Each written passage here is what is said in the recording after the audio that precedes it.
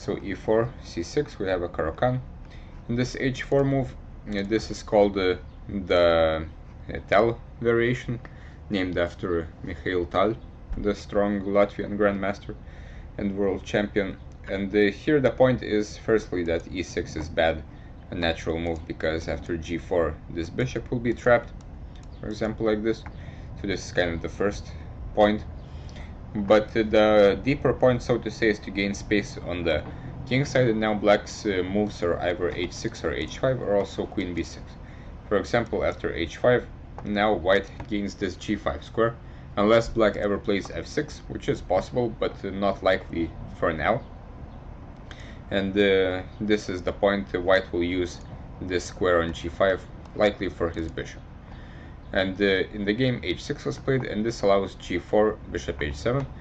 And now white has gained some space on the king side, and he can also create a dynamic sacrifice here, which is very thematic, which is e6. The point being that, well, firstly, we're trying to destroy the opponent's king position, but this is, of course, a free pawn for black.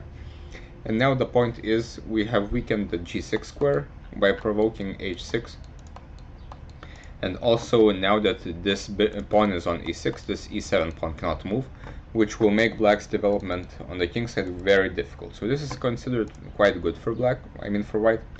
For example, in this variation, after f4, black will have very big problems developing the pieces, and white will attack. He is only a pawn down, so white is almost winning in this position. So this is kind of the point of the whole opening. But white plays g5, which is not a very good move, because firstly it doesn't really threaten anything. Taking on h6 is much of an achievement. Black will just develop his pieces. For example, after e6, it's not clear why white has pushed all of his pawns. And in general, this is why I wouldn't recommend playing like this with white. This doesn't really make sense. Of course, the engine will say that these are good moves, and the grandmasters can play like this.